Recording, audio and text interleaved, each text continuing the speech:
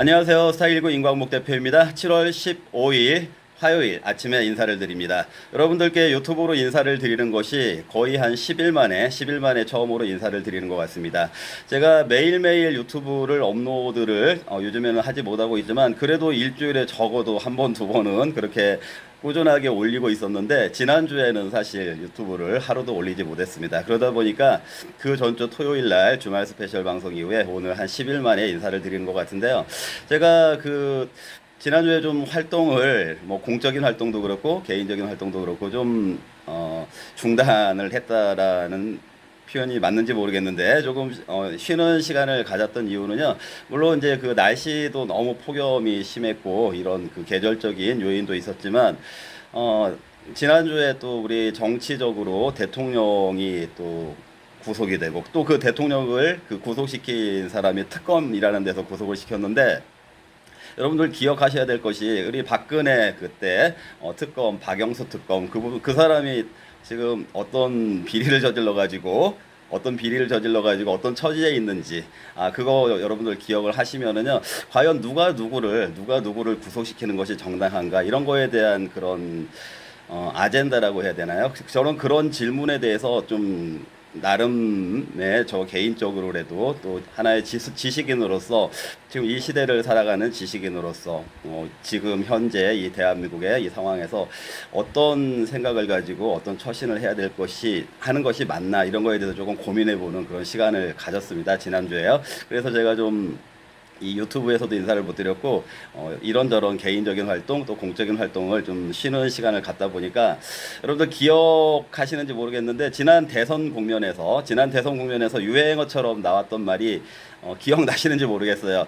그 김문수 후보가 문자가 들어가기 때문에 문 스며든다 이런 말이 있었었거든요. 문 스며든다 이런 말 들어보셨나요? 그게 무슨 얘기냐면은 김문수 후보는 파도 또 파고 또 파고 계속 파도 또는 까도 어떤 사람들은 까도 비리가 계속 나온다 뭐 이런 얘기가 있는데 반대로 파도 까도 미화만 나온다. 미화 좋은 미담 이런 것만 나온다라고 해가지고 못 스며든다 이런 그 말이 한참 유행을 했었어요. 지난 대선 그 기간에. 그런데 이제 제가 한 일주일 정도 조용히 있다 보니까 어떤 분이 저한테 제가 이제 조용히 활동을 안 하고 있으니까 이런 얘기를 하더라고요.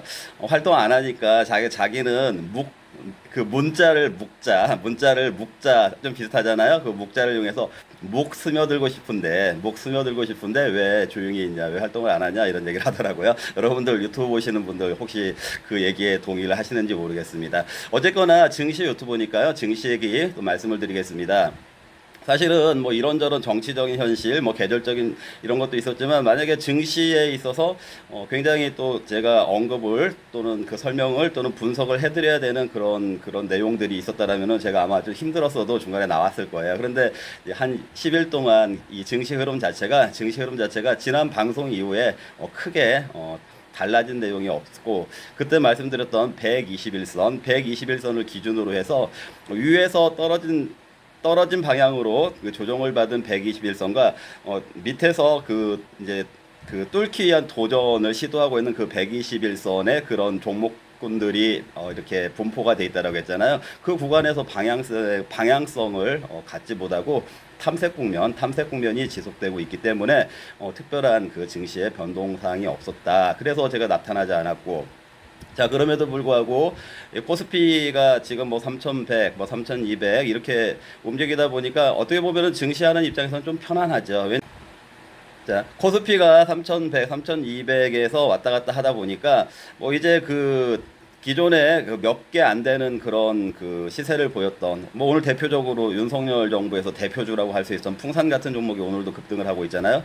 이런 이제 국면의 종목들이 있는 반면에 아직 그 반영이 전혀 안 된 종목들이 많다라고 했잖아요. 그럼에도 불구하고 코스피가 3,100, 3,200에 있기 때문에 밸류에이션으로 봤을 때 그런 반영이 안 된 종목들이 주가가 상대적으로 낮기 때문에 주가가 빠질 리는 없잖아요. 그렇기 때문에 우리 이제 증시하는 입장에서는 좀 편안한 그런 시간들이 지금 흘러가고 있는데 대표적으로 그러다 보니까 지금 일단 트럼프 관세가 아까 제가 묵 스며든다 이런 말이 이제 말씀을 드렸는데 스며든다. 뭐 업솔루션이라고 하잖아요. 용해가 되고 이렇게 스며들고 뭐 이런 것처럼 이제는 증시에서 그 트럼프 관세가 다 스며들어 가지고 뭐 그 위험을 못 느끼고 있는 그런 모습을 보이고 있어요. 한국뿐만 아니라 미국 증시도 그렇고 전반적인 글로벌 증시가 트럼프 관세에도 불구하고 빠지지 않고 있다. 이런 모습을 보여주고 있고 그리고 이제 대표적으로 한국 증시 같은 경우에는 그 중간에 이제 상법안이 통과가 됐잖아요. 그 상법안은 또 지난 정부에서의 그 밸류업하고 비슷한 그 맥락에서 상법안이 통과된 그런 호재가 있었었고,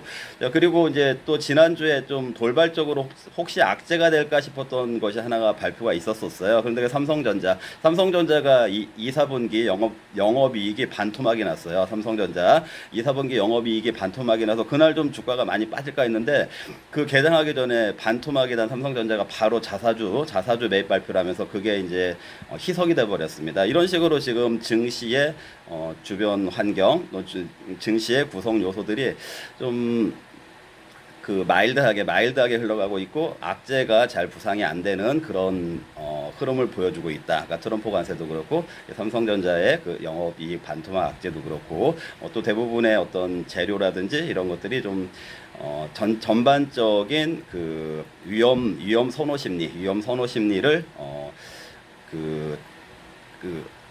이제 약화시키지는 않는다. 위험 선호 심리를 약화시킬 만큼의 악재가 아직은 부상을 하고 있지 않다. 이렇게 이제 그 증시의 흐름을 말씀을 드릴 수가 있는데요. 그럼에도 불구하고 이제 결론적으로 말씀드릴게요. 그럼에도 불구하고 저는 이 3100 이상에서는 인버스를 풀지 않고 여기서 인버스에 풀 베팅을 해야 된다 그 얘기가 아니고 일부 포트폴리오 비중에 있어서 인버스를 풀지 않고 가려고 한다 이렇게 이제 말씀을 드리는 것이요.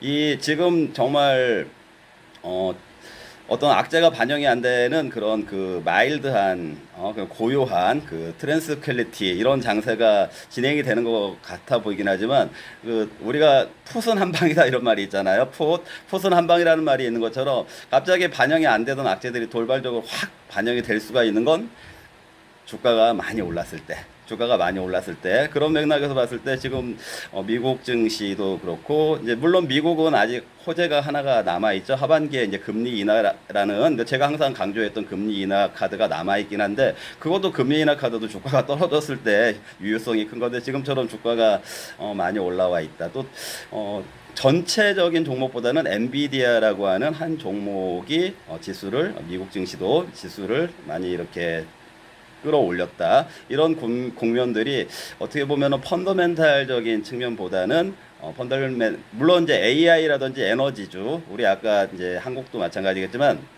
AI라든지 그 에너지주가 지금 시장에 있어서의 그 건재하고 또 시장을 주도할 만한 그 분명한 이유가 있는 것은 맞지만 그럼에도 불구하고 이 주가가 좀 많이 올라온 상태에서의 그 펀더멘탈에 대한 저울질은 필요해 보인다. 그렇기 때문에 인버스를 저는 일부 가지고 가는 것을 여러분들께 권고를 드리겠습니다. 오늘 이 정도로요. 증시 아직은 순조롭고 아직은 마일드한 장세가 진행이 되고 있으니까 이 정도 여러분들께 정리를 해드리고요.